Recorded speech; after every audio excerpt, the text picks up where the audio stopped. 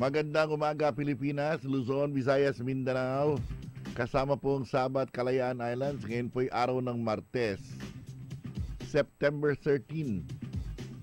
76 days na lamang po mga kababayan. 76 days na ang Duterte administration. At 76 days na, na-miss ba natin ang tweet na dan? Arlene de la Cruz, Jake Madarazo, Banner Store. Hindi! Banner Store. Samantala, 103 days na lang. 103 days ay Pasko na. Magandang umaga, Metro Manila, Metro Cebu, Metro Davao. At sa lahat po ng naabot ng ating radio broadcast sa DZIQ 990 AM kilohertz. Good morning din sa mga nanonood sa streaming media. Una sa ating US stream, sa ating news website, radio.inquirer.net at inquirer.net. Napapanood din tayo sa Facebook Live sa buong mundo. I-like lamang ang Inc. 990 TV mga kababayan at mapapanood kami from sign on to sign off. Ganun din sa YouTube channel. Hanapin lang ho ang Radyo Inquirer. Tayo nasa cellphone din sa magitan ng mobile app na ginawa ng Inquirer Mega Mobile. I-download lamang ang Radyo Inquirer sa App Store. At kung naka-iPhone kayo ay Play Store. Lalo kung Android ang inyong smartphone. At syempre tayo ay nasa digital TV na sa mga digiboxes ng ABS-CBN Plus o kay mga generic boxes tulad ng RCA, Godon, Magnatec at iba pa. Channel 16 hanggang 18 po tayo sa Beam Television. Ito po ang himpilan ng balanseng pagbabalita, walang takot na pamamahaya. Kami po ang Radyo Inquirer 990 sa inyong AM radio band at Inquirer 990 television naman sa streaming media, mobile app at digital TV. Ako po si Jake Madarazo. Sa ngalan ni Miss Arlene de la Cruz, may nagtatanong, mami nag-uusisa. We are a nation of inquirers. Ito po ang inyong programang Banner Story hanggang alas 9 ngayong umaga. Arlene de la Cruz, Jake Madarazo, Banner Store. Banner Store. Bayan nagtatanong, mamamayang nag-uusisa. Balanseng pagbabalita, walang takot na pamamahayag. Radyo Inquirer 990. Banner Store. Banner Store. Samantala, punta naman natin ating newsroom. Narito na mga mainit at pangunahin mga bagong-bagong headlines ng Radyo Inquirer News and Information Center sa panulot po ni Miss Donabel Dominguez Cargulio. Banner Store. Banner Store. Banner Story, September 13, 2016, araw ng Martes, alas 6:12 na po ng umaga. Banner Store. Banner. Bagyong Ferdy lumakas pa. Public storm warning signal number 3. Nakataas na ngayon sa Batanes. Banner Store. Banner Store. Lalo pang lumakas ang bagyong Ferdy habang patuloy na nagbabanta sa extreme northern Luzon. Sa 5 AM weather bulletin ng Pag-asa, huling namata ng bagyo sa 510 kilometers east ng Calayan, Cagayan. Taglay ang lakas ng hangin na abot sa 215 kilometers per hour at pagbugso na abot sa 250 kilometers per hour. Kumikilos sa direksyong west-northwest. Sa bilis sa 22 kilometers per hour, itinasa ng Pag-asa ang public storm warning signal number 3 sa Batanes. Signal number 2 naman sa Northern Cagayan, kabilang ng Babuyan Group of Islands.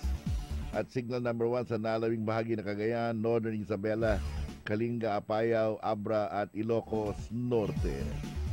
Banner Store. Banner Store. Sa iba pang balita, mga kumpanya ng langis nagpatupad ng dagdag na presyo ng produktong petrolyo ngayong umaga.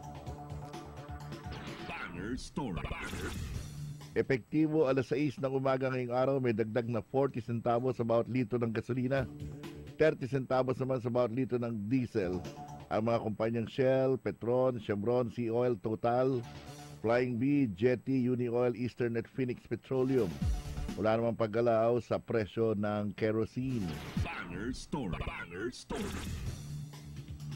Pangulong Duterte inamin na sinadya niyang hindi suputihin ang US-ASEAN Summit. Banner Store. Banner Store. Matapos dahilan ng mga tagapagsalita ng Malacanang pag-atake mano ng migraine ni Pangulong Duterte.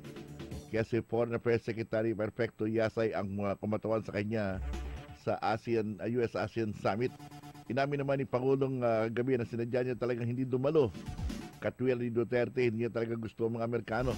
Ang pag-amin ay binanggit ng Pangulo sa kanyang talumpati sa 2016 Metropolitan Foundation Outstanding Filipinos na ginawa sa Malacanang. Banner Story. Banner Story. Hinihinalang drug dealer patay sa buy-bust operation sa Maynila. Banner Story. Banner Story. Isang pulis ang nagpanggap na bibili ng halagang 500 pesos na shabu sa mga suspect na sina alias Greggy at alias JR. Nakapwa na sa drug watch list ng MPD. Nang matunagan na pulis ang nakatransaksyon, nagtangka mga suspect na tumakas sakay ng kanilang tricycle sa pinaputukan ng mga pulis. Habang papalayo, agad na sawi si alias Greggy habang ginagamo sa ospital ng Maynila si alias JR. Banner Story. Banner Story. Yan po mga kababayan ang mga headlines po mula sa News and Information Center. Sa panulat ni Miss Donabel Dominguez Cargulio. Banner Story. Banner Story. Nagatinta sa atin sa oras na 6:15 ngayong umaga. Arlene de la Cruz, Jake Madarazo. Banner Story. Punta naman natin ang ating mga TV screens. Sa mga nanonood po sa cellphone, nanonood ng digital TV, at saka sa mga nanonood po sa inyong mga desktops, sa Facebook, sa YouTube. Ganon din sa ika nga sa ating mobile app na Radio Inquirer. Ang ating headline, siya po yung nakikita sa downstream namin. Study, sabi ko ng pag-aaral, full moon can trigger big earthquakes. Yan daw pong sabi ng British Journal. Karamihan daw po ng mga malalaking lindol ay nagaganap tuwing full moon. Arlene de la Cruz, Jake Madarazo. Banner Story. Banner Story. Sabi ko ng Pag-asa, ito raw pong si Ferdy o itong si Super Typhoon Ferdy o si Meranti. Yan po yung kanyang international code name. Ang ibig sabihin ng Meranti po ay isang Malaysian tree. Ang sabi ko ng Pag-asa, sabi ni Glyza Esculiar, magla-landfall daw po ang itong si Ferdy sa Batanes bukas ng umaga.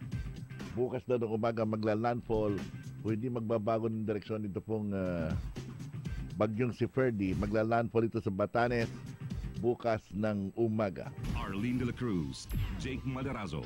Banner Story. Banner. Samantala, merong medyo malakas na lindol kanina madaling araw. Yan po ay alas 3:11 ng umaga. Magnitude 4.0 na lindol. Ito po ay tumama sa karagatan southeast ng Tarragona, Davao Oriental. Kaninang 3:11 a.m. ngayong araw na ito. Yan po sabi ng PHIVOX. Kanina po, 4 a.m. ang mataraho ng bagyo nasa 510 kilometers east ng Calayan, Cagayan with gustiness of 215 hanggang 250 kilometers per hour. Ito po yung nilabas nilang weather bulletin kaninang 5 in the morning. Pero alamin natin ang latest mula po sa kanilang weather forecaster si Manny Mendoza ng Pag-asa. Manny, magandang umaga sa iyo. Hello, magandang umaga po Sir Jake. Opo. Po ng mga listeners ng Radio Inquirer. Good morning.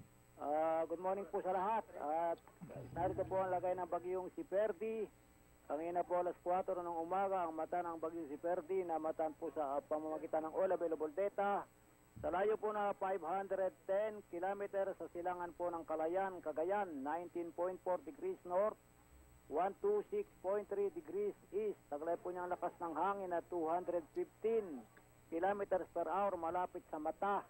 At ito po ay may gustiness na umabot po sa 250 kilometers per hour. Ito po ay nasa kikilos, napakaluran, hilagang kaluran sa bilis na 22 kilometers per hour. At siyempre po ang bagyo pong itong si Ferdy inaasahan pong papalapit sa Batanes bukas po ng umaga. At ito po ay inaasahang mag-e-exit ng PAR bukas po ng gabi.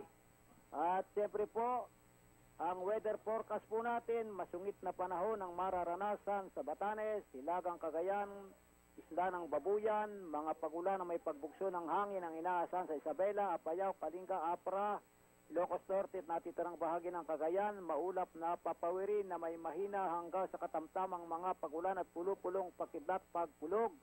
Ang inaasahan sa Hilagang Mindanao, Kabisayan, natitirang bahagi ng Luzon. Bahagyang maulap hanggang sa maulap na kalangitan na may pulupulong mga pagulan o pakidlat pagpulog ang iiral sa nalalabing bahagi ng Mindanao. At siyempre po, meron pa pong isang bagyo, tropical storm na po ito. Ito po inaasahang papasok sa Philippine Area of Responsibility sa araw po ng bukas, Miyerkules. At siyempre po, ang babala po ng bagyo numero 3 ay pinairal po sa Batanes.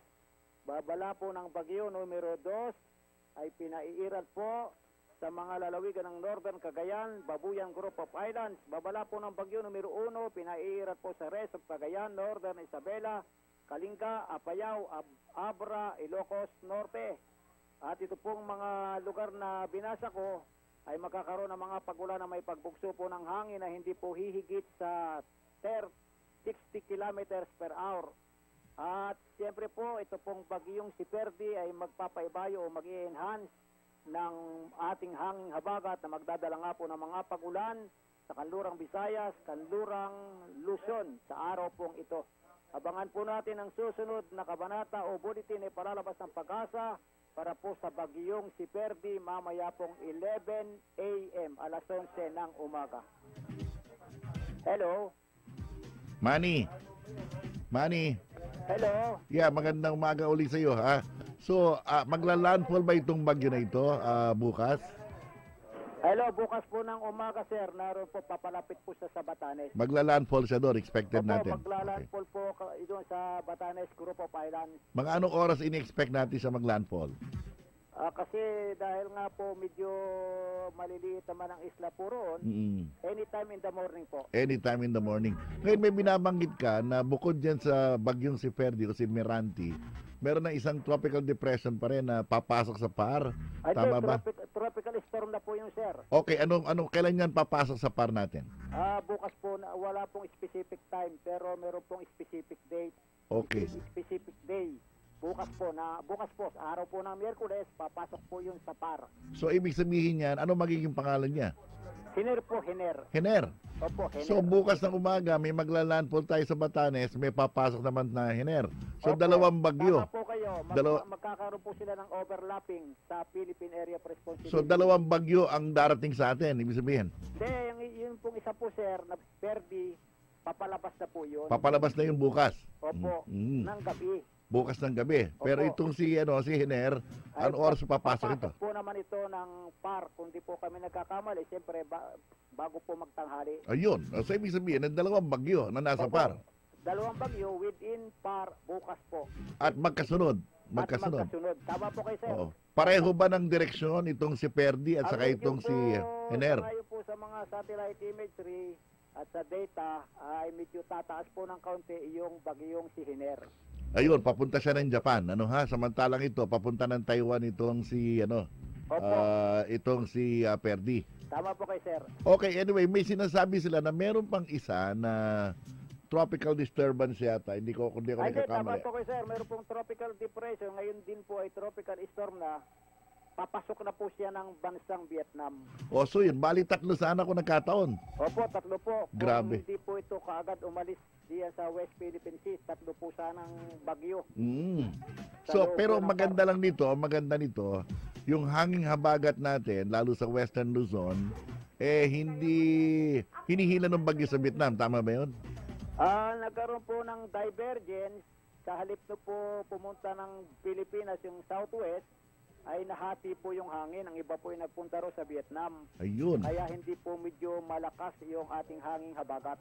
Pero yan ay ngayong araw na ito. Pero bukas, pag nasa Batanes na siya, magbabago na yan. Opo sir, medyo lalakas na ang hanging habagat dito po sa Northern and Central Luzon, lalong-lalo na po sa kanlurang bahagi.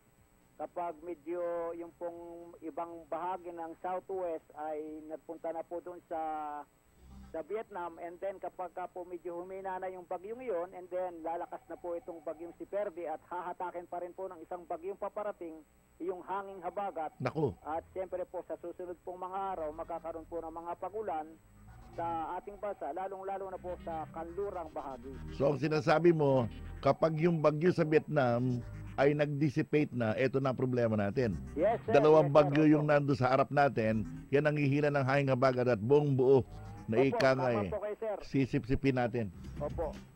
So sa Metro Manila, siyempre, Western Luzon tayo, anong weather forecast nyo ngayon? Kasama rin po doon yung sa maulap na papawiri na may mga pagulan po. Okay. So at bukas, pag tama niyang bagyong si Perdi dyan sa may Batanes, inaasahan natin ang lalakas na ang hanging habagat. Ganun ba? Tama po kayo, sir. Lalong-lalo na po sa kanlurang bahagi ng Central and Northern Luzon. At magpapatuloy yan dahil may isang bagyong sumusunod, si Hener naman. Opo, opo. Ay nako, Diyos ko po. Ma-action ngayon ang trabaho natin, Mr. Manny Mendoza. Yes, sir. Opo, opo. Sige po, maraming salamat, Manny, mula sa Radyo Opo, Inquirer para po. po sa kalaman ng taga-subaybay ng Radyo Inquirer, ang Philippine Standard Time ay alas 6:24 minutos, 45 segundos. Ang pag-asa para sa Radyo Inquirer, Manny Mendoza, reporting. Good morning po. Arlene de la Cruz, Jake Madarazo, Banner Story. Banner Story. Pambihira yun ha. Bukas ng tanghali, 2 bagyo ang nasa loob ng PAR. Si Perdi at saka si Hener. Buti lumayo yung isa, nandun sa Vietnam na. Kung hindi, 3, mga kababayan. Arlene de la Isang super typhoon at medyo mahina-hina itong isa. Medyo tropical storm, papalakas din. Pero mabuti na lang, ang direksyon nito ay papunta raw ng Japan. Maalay mo, baka sumunod sa likod eh. Nasa likod kuya-kuya eh. Ha? Alas 6:25 ng umaga mga kababayan. Alamin naman natin ang kalagayan ng trapiko sa Metro Manila, sa EDSA, kay JC Santo Domingo. JC, magandang umaga sa iyo. Magandang umaga rin po, Sir Jake, at sa inyong mga tagapakinig ng Radyo Inquirer. Narito lang po ang ulat trapiko sa mga oras na ito. Magsisimula po tayo dito sa kahabaan ng EDSA Southbound. Dito po sa may area ng Bansalangin hanggang Pilam ay makakaranas na po ng katamtamang pagbigat ang ating mga motorista. Ngunit pagdating ng Quezon Avenue Flyover, tuloy-tuloy hanggang Rochester, ay mabigat na po ang usad ng daloy at trapiko. Susundan po yan dito sa may area ng Ortigas Flyover, tuloy-tuloy hanggang Boni Avenue, ay mabigat na rin po ang usad ng daloy at trapiko. Samantala sa area ng Guadalupe, ay mabigat na rin po ang usad ng daloy at trapiko. Luluwag lang po yan pagdating dito sa may Estrella, tuloy-tuloy hanggang Buendia. Samantala ang ating EDSA northbound dito po sa area ng Park Avenue, tuloy-tuloy hanggang Taft Avenue, ay makakaranas po ang ating mga motorista ng katamtamang pagbigat ng usad ng daloy at trapiko. Sa ganun na rin po ang ating Magallanes Flyover, tuloy-tuloy hanggang Pasay Road, ay may katamtamang pagbigat ng usad ng daloy at trapiko. Samantala ang area ng Kalayaan, tuloy-tuloy hanggang Guadalupe, ay makakaranas na po na mabigat ng usad ng daloy at trapiko ang ating mga motorista. Samantala ang ating area ng Gate 4 Aguinaldo, tuloy-tuloy hanggang EDSA Santolan ay magkatamtamang pagbigat lamang po ng usad ng daloy at trapiko. Luluwag lamang po yan pagdating ng Main Avenue, tuloy-tuloy hanggang NEPA Q-Mart. Samantala dito po sa may area ng EDSA Southbound sa may Cubao Arayat ay may nasiraan pong bus sa kaninang alas 6:14 ng umaga. Kasalukuyan ay na-assist na po siya ng ating mga tao ng MMDA at may tow truck na po ng assist room para hirain po ang isang nasiraang bus. Samantala dito po sa may area ng C5, dito po sa Katipunan, dito po sa may southbound ng Old Balara, tuloy-tuloy hanggang Magsaysay, ay may katamtamang pagbagal ang usad ng daloy ng trapiko. Ganun na rin po ang ating CP Garcia, tuloy-tuloy hanggang F. De La Rosa. Samantala, luluwag lamang po yung pananadalian dito sa may Saberville Avenue, tuloy-tuloy hanggang Aurora, Katipunan. Ngunit pagdating ng Libis, tuloy-tuloy hanggang Green Meadows, ay may katamtamang pagbigat na po ang usad ng daloy ng trapiko. Sa area naman po ng Julia Vargas, tuloy-tuloy hanggang Fort Bonifacio Global City, ay mabigat na rin po ang usad ng daloy ng trapiko. Luluwag lamang po yan dito sa may Market, tuloy-tuloy hanggang Levy Mariano. Samantala sa kabilang dako ng C5 Katipunan northbound dito po sa may area ng Gate 1 Ateneo, tuloy-tuloy hanggang Miriam College, ay may katamtamang pagbigat lamang po ang usad ng daloy trapiko. Samantala ang area ng Commonwealth westbound dito sa may Regulado Highway, tuloy-tuloy hanggang Camaro, ay mabigat na po ang usad ng daloy trapiko. Samantala dito sa may area ng Tandasura, tuloy-tuloy hanggang Pilcoa, ay mabigat na rin po ang usad ng daloy ng trapiko. Dugtong po yan dito sa may Quezon Avenue, dito po sa may westbound elliptical hanggang Agham ay mabigat na rin po ang usad ng daloy ng trapiko. Pinapaalala ng ating mga motorista na gamitin na lang po ang ating mabuhay lanes upang makaiwas tayo sa masikip ng daloy ng trapiko. Para sa karagdagang traffic advisory at emergency assistance, maaari lamang po kayong tumawag sa MMDA Hotline 136. I-dial lamang po ang MMDA Hotline 136. Para sa karagdagang traffic advisory at emergency assistance, maaari lamang po kayong tumawag sa MMDA Hotline 136. So, JC. Sir Jake. JC, so wala tayong aksidente maliban sa stalled vehicle na binanggit mo? Yes, sir. Maayos tayo ha, maayos ha. Maayos po. Kaso lang, sir, mabigat lang po ang usad ng daloy ng trapiko. Ay, si so gapang na ha. Opo, sir, opo. At wala naman tayo sa monitor mo, sa screen, wala tayong nakikita mga pagulan, ano ha? Wala po, sir. Wala po. Maganda ang panahon. Maganda po, sir. Maganda po. Okay, maraming salamat sa iyo, JC Santo Domingo. Maraming salamat rin po, Sir Jake. At yan ang pinaka-latest traffic update mula rin sa tanggapan ng MND Metro Base. Ito si JC Santo Domingo, nag-uulat mula sa Radyo Inquirer. Balanseng pagbabalita, walang takot na pamamahayag. Traffic, mga babayan ha. Pero nga pala, banggitin natin ha. So bukas, 2 ho yung bagyo natin. Baka mamaya mga meron nakikinig sa atin, tulog na naman kayo sa pansitan bukas yan ha. O, 2 ho yung bagyo. May barkado itong si Perdi. Kasunod niya si Hiner. Nasa likod niya. Mabuting isa pumunta na ng Vietnam. Malamang wag naman po ha. Wag naman siyam-siyam ito ha. In the meantime mga kababayan, it's 6:30 in the morning. Alamin na muna natin. Meron tayong report from Meralco. Meron mang mawala na kuryente ngayon. Cecil Digia. Cecil, magandang umaga sa iyo. Magandang umaga rin po sa inyo, Sir Jake, sa mga listeners po ng inyong programa pa dito sa Radyo Inquirer. May schedule po tayo ng power interruption. Ito ay sa bahagi ng Makati City at bahagi ng Imus City at Kawit, Cavite. Unahin natin itong area ng Makati City. Nagsisimula ito ng 9 o'clock a.m. at tatagal hanggang 1 o'clock p.m. ngayong araw po ng September 13, Martes.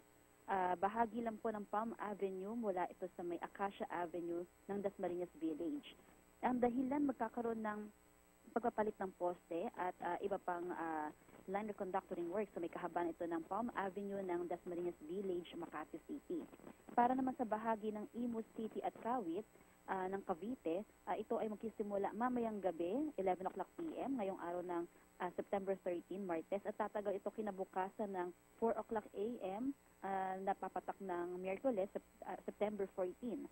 Bahagi ng Toklong Barangay Road, mula ito sa may Medition Barangay Road ng Barangay Toklong 2A, Imus City, to Bituka Manok Street, makasama rin ang M. Dulog Street ng Barangay Manggahan, Lawin, Kawit. Ang dahilan magkakaroon ng reconstruction ng facilities at installation ng iba pang facilities sa may kahabaan ito ng Medition Barangay Road ng Medition 2C, Imus City, Cavite. Kung sakali naman po makaranas ang mga customers natin ng emergency power interruption, maaari din naman sila mag-text sa aming text-only hotline. Ang mga numero po ay mga sumusunod, 0917-5516211 para sa mga Globe users, 0920-971-6211 para sa mga smart users, at 0925-771-6211 para sa Sun users. Maaari din kayong mag-report o mag-inquire sa aming Facebook or Twitter account, at upang makasiguro sa aming official fanpage ng Meralco, maaaring magtungo sa aming website na www.meralco.com.ph. Ito ang aming update para sa power interruption schedules. Maraming salamat. Maraming salamat sa iyo, Cecil Digia ng Meralco.